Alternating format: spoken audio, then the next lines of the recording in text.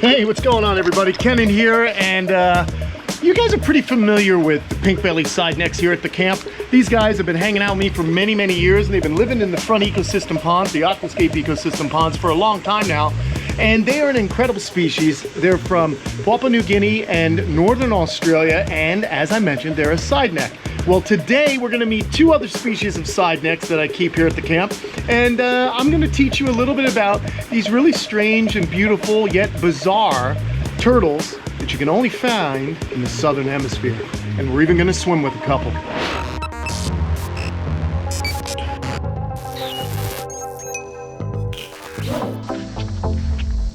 All right, so I'm a really happy guy today because it's finally stopped raining. We've got some sunshine, as you can see, so the camp is coming alive, the animals are out, and I thought, you know what? Sun's shining, let's get in the aquascape ecosystem rec pond and let's swim with a couple of Sidenecks and learn about these guys that we don't often see here on the channel.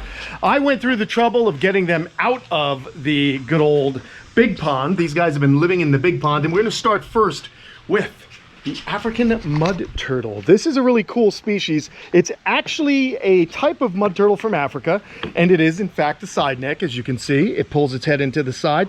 It is a member of Paleomedusa, I believe. Now, I was supposed to have read up on this before I started filming, but you know me, I just got an itchy trigger finger. There's Paleomedusa and Peloceus. So that's the genus that the two mud turtles from good old Africa are found. And these guys actually, there's two types. There's one type, I can't remember if it's, I think it's Peloceus, that does not have a hinge. These guys actually have a hinge, and this female is a serrated mud turtle. So it's Paleomedusa sinuatus, but the reality is that one type, one genus of African mud turtle has a hinge and the other doesn't, and the one that doesn't is the helmeted mud turtle. Now these guys get their name mud turtle because in Africa, when there are dry periods, these guys will burrow into the mud and they'll estivate.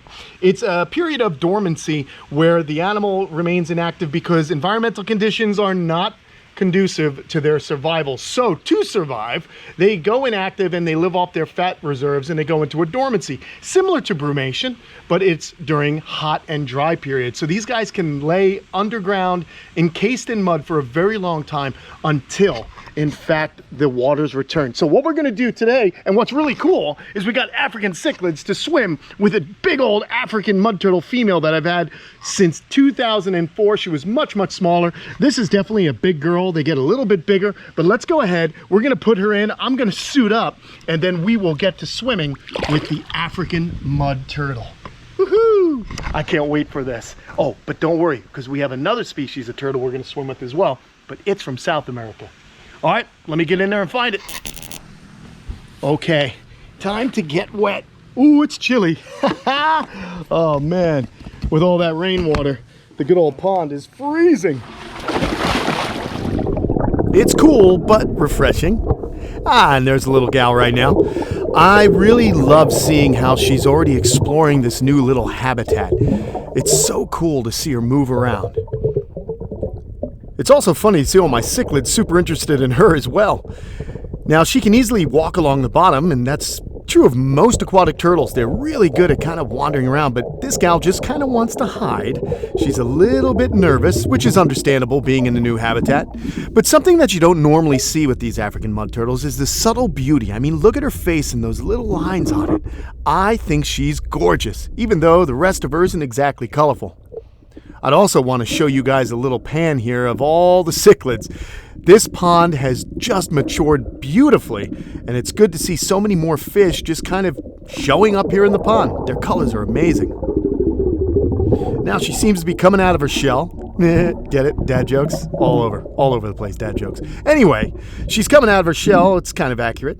She's taking some time. It takes time, rather, for turtles to feel secure in a new habitat. At least some of them. Some you can throw into this pond and they have no problem, but others take a little while to get more secure. And here she is now, continuing her little search as she wanders around. I love this little step. That is awesome. I guess we're walking underwater with a turtle, not necessarily swimming with it.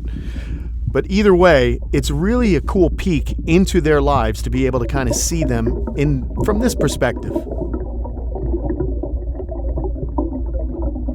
You see, One of the things I have to bring up, guys, is because turtles are such creatures of habit, because they feel secure in their own environments that they've lived in since they were hatchlings, that's why habitat conservation is crucial for the survival of many of these turtle and tortoise species all over the globe.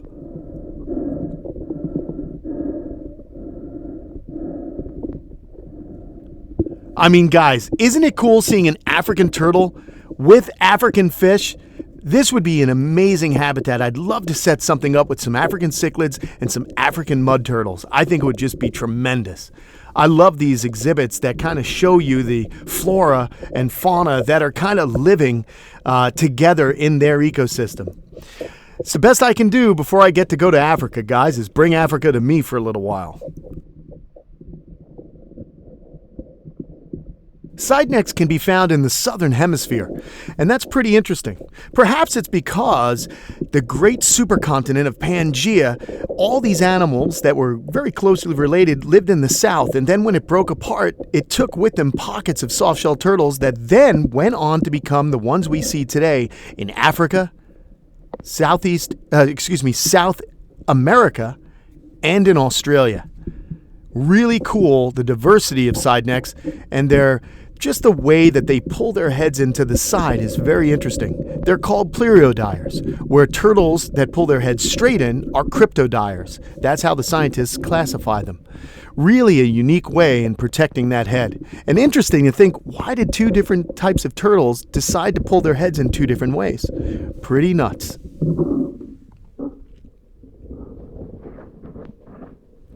They're such ancient creatures. I love the trepidation. I love the way she just goes about exploring this new habitat. Just poking her head right up through those lily pads just to take a look and make sure everything's safe and sound.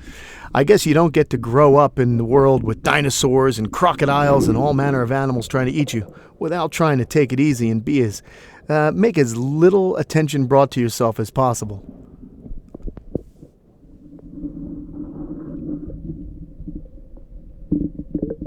I've had this gal for as long as I lived in Florida, 16 years. I got her when she was about half the size she is now, and she's lived in my big pond for that many years. She's done just fantastic. She's really friendly when she's in that habitat. She comes right up, swims over, gets some pellets. A really cool turtle. I just wanted to share this with you guys. We haven't done a little swimming with, and I thought it would be a cool thing to see some of these side-neck turtles here that I keep at the camp. Now, these are turtles that you can find in the pet trade, so just make sure you're getting captive raised babies and not taking animals straight out of the wild. So cool to see this gal like this. What an experience.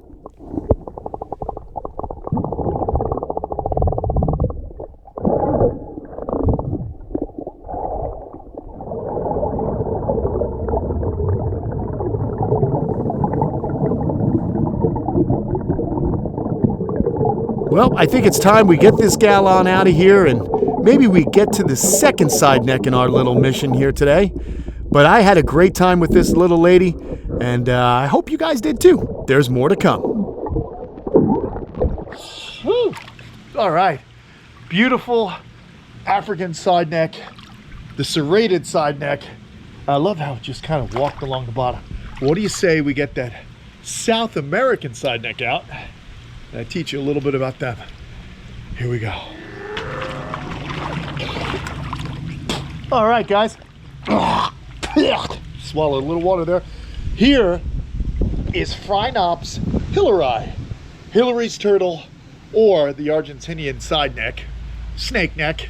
Doesn't actually have quite that long a neck, but it is definitely longer than some turtles. But it is a beautiful, really flat aquatic species that is found in almost every aquatic habitat in Argentina.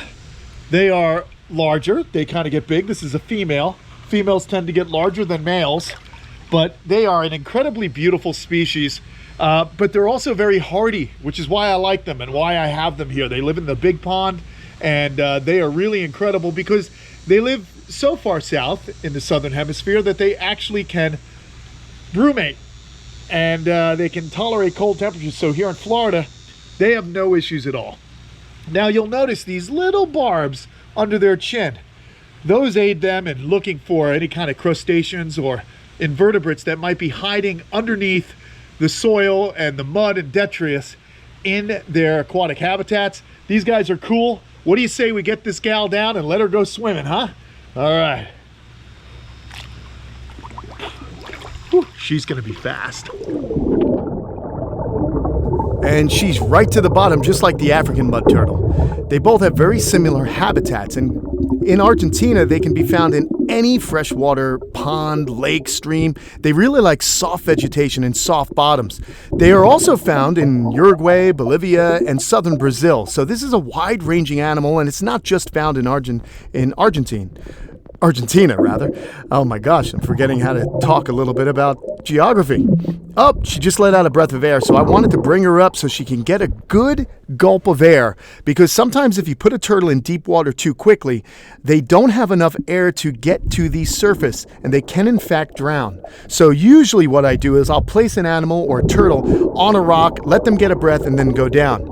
You see, what's interesting is turtles know just how much air to swallow, or to breathe in rather, so that they can reach the bottom and then come back up. If they don't have the right amount of air, they're going to struggle. Have you ever seen your turtles maybe struggling to swim? That's because they don't have enough air to get to the surface. So again, I wanted to just make sure she was okay, because we don't have any accidents out here. And now I feel very good about it. So we're going to just sit back and watch her move about this pond. She's definitely a little nervous.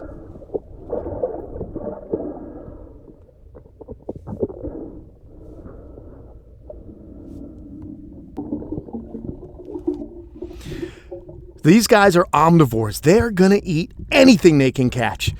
They will eat fish, reptiles, birds. They'll even eat crustaceans, as I mentioned before. So many different varieties of food, and that's what's made them be so successful and why they're spread out so far over the South American continent. And these markings that they have actually help them blend into aquatic vegetation like you're seeing right now. Again, just like the African mud turtle, poking up their little head, trying to get a good read on this new environment that she's been put in. But look at her neck. So beautiful.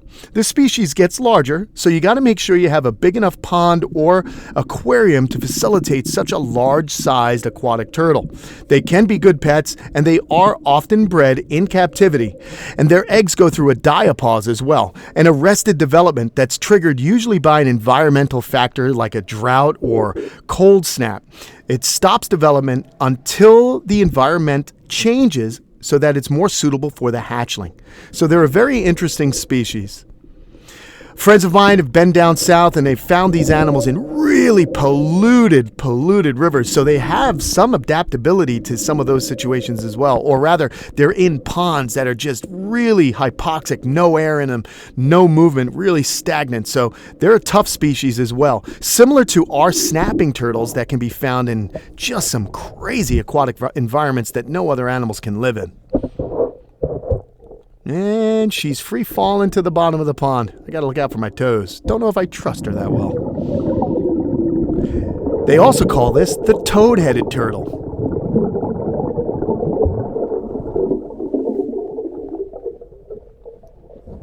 Oops, she slipped out of my hands right there. All right. Well, there you have it, everybody. Let's get her back to the surface, and we'll talk some more. All right. Whoa, this gal can stay down a long time, huh?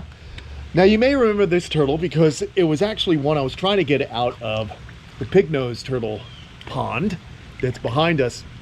So I'm gonna reunite her with the rest of her kin in the big pond.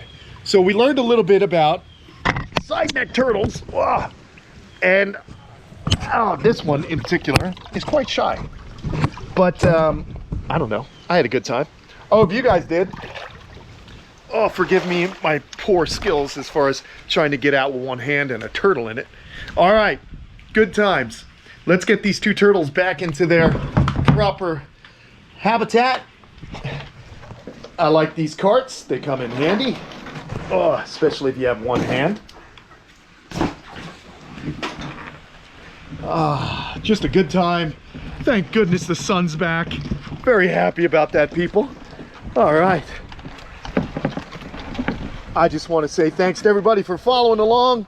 And thank you so much for all your support on the channel, guys. You've been awesome. Let's get these gals back into their pond. Here goes number one. Come on, young lady. Go on, go on.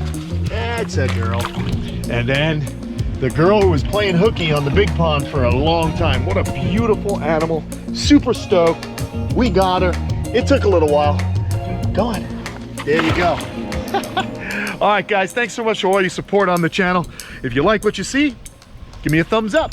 Don't forget to subscribe if you're new here. And as always, we have some things going on Patreon. So head on over to patreon.com/Kamp Kenan if you guys want to become a little bit more involved. All right, thank you so much. I'll see you later.